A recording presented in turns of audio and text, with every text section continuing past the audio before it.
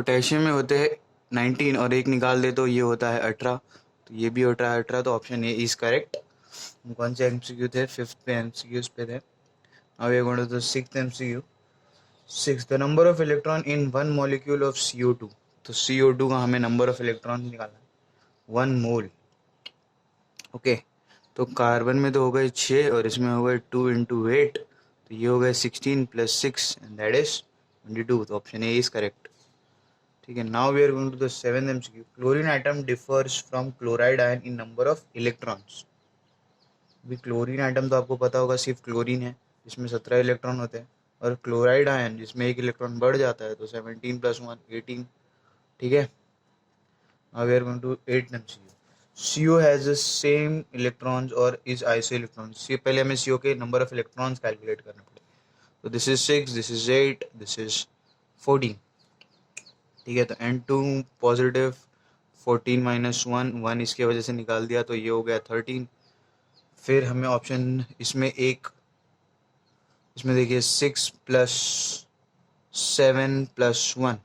ठीक है, Cn negative, क्योंकि एक इलेक्ट्रॉन बढ़ा दिया इसकी वजह से, इसका 7 इसका 6, तो ये हो गया 7 7 14। तो हमें क्या आंसर मिल गया है? 14। यस, तो B is the correct answer, बाकी दोनों को देखने की जरूरत नहीं है। नवा question, the mass of an electron is constitute mainly by. तो न्यूट्रॉन का जो वेट, इलेक्ट्रॉन का जो वेट होता है वो काफ़ी कम होता है as compared to neutron and proton. तो इसलिए जो वेट होता है वो सिर्फ न्यूट्रॉन और प्रोटॉन की वजह से होता है। इलेक्ट्रॉन का वेट बहुत कम होता है, तो नेग्लिजिबल क्या माना जाता है उसको, तो उसका वेट काउंट नहीं करता। ठीक है, now the next MCQ, the chlorine at number, sorry, the 10th question पे देख रहे हैं, the atomic number of an element represents what. तो एटॉमिक नंबर तो हमें पता ही है कि सिंपली क्या होता है, नंबर ऑफ प्रोटॉन्स और इलेक्ट्रॉन्स। बहुत ही सिंपल क्वेश्चन, तो इसका आंसर ऑप्शन बी करेक्ट है। 11th, an atom has 26 electrons and its atomic weight is 56। 26 electron, तो ये हमें डायरेक्टली क्या बता रहा है? Atomic number. 56 क्या दिया गया है? Atomic weight. तो the number of neutrons in the nucleus, तो न्यूट्रॉन्स पहले वाला ही क्वेश्चन है, atomic weight minus atomic number, that is 56 minus 26, that comes out to be 30, and option B is correct. Now let's go to the 12th question. The most probable radius for finding an electron in, this is not, this question we will see later on. Let's focus on the 13th question now. Same question है iso electronic. ये जो 12th question है इसको मैं इसलिए skip कर रहा हूँ क्योंकि ये कभी पूछा नहीं जाएगा मोस्ट प्रोबेबली। ठीक है, और इस क्वेश्चन के आने के चांसेस इतने कम हैं, इसलिए मैं नहीं करा। लेकिन अगर आप फिर भी मुझसे पूछना चाहते हैं इस क्वेश्चन का आंसर, तो मैं ज़रूर बताऊंगा आप लोगों को, क्योंकि it's my job to tell you the answer. So इसके लिए आपको डायरेक्ट एक फॉर्मूला दिया गया है मोस्ट प्रोबेबल रेडियस का, दैट इज A0/Z। तो A0 हमें क्या दिया गया है? A0 क्या होता है? Radius of an atom. ठीक है, दैट इज 52.9।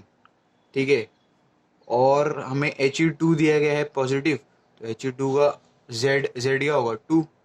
तो हम इसको अगर कैलकुलेट करेंगे 2 6 26.5।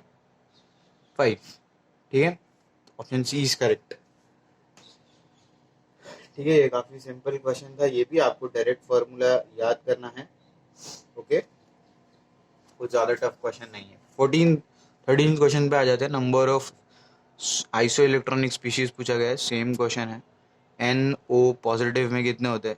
6, इसमें 8 में 7, तो ये हो गए 13, ये हो गए 12 में से 2, तो ये हो गए 14। C2C नेगेटिव, 2 आपको पता चल गए होंगे इसकी वजह से। Cn नेगेटिव, इसमें देखिए आपने 6 इसके ले लिए और 8 इसके ले लिए, तो ये भी हो गया 14। N2 पे भी 14। एक बार हम इसको भी कैलकुलेट कर लेते हैं रफली, तो ये हो गया, ये तो है 7, ओके 7 है 7, ये सॉरी मिस्टेक हो गई थी एक, ये भी 14 है, ये 7 है, ये भी 7 है, तो ये भी हो गया 14। ठीक है, तो आई थिंक हमें आंसर मिल ही गया है, तो हम बाकी सब कैलकुलेट नहीं करेंगे। आप चाहे तो दूसरे भी कैलकुलेट कर सकते हैं, बट एमसीक्यूज में इतना टाइम हमें स्पेंड नहीं करना, फटाफट आंसर अगर मिल गया।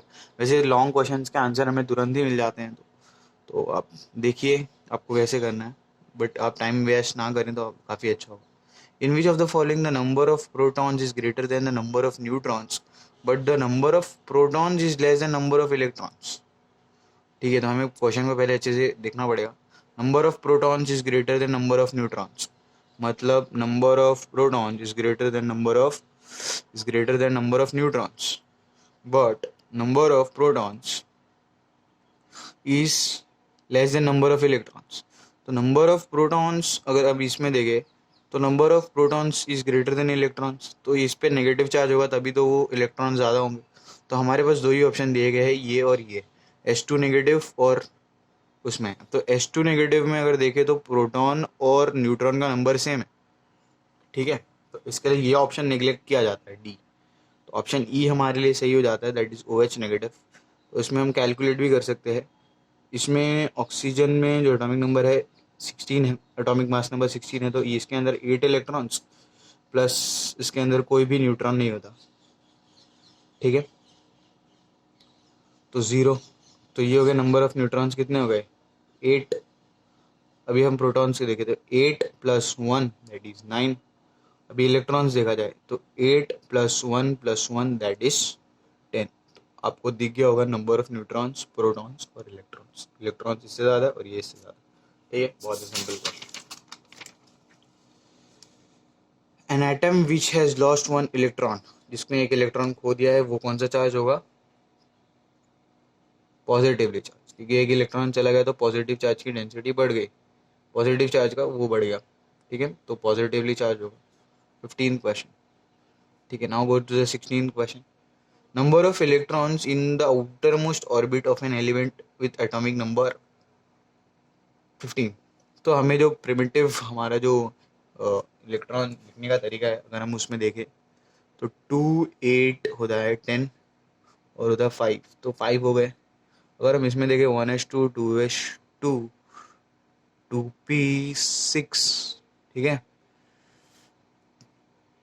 3s2, तो ये हो गए 10 और 3p3, तो ये आउटर मोस्ट ऑर्बिटल है, तो इसमें हो गए 5 इलेक्ट्रॉन, तो ये इसका वैलेंसी हो गया 5, तो option C is correct. Now go to the 17th question.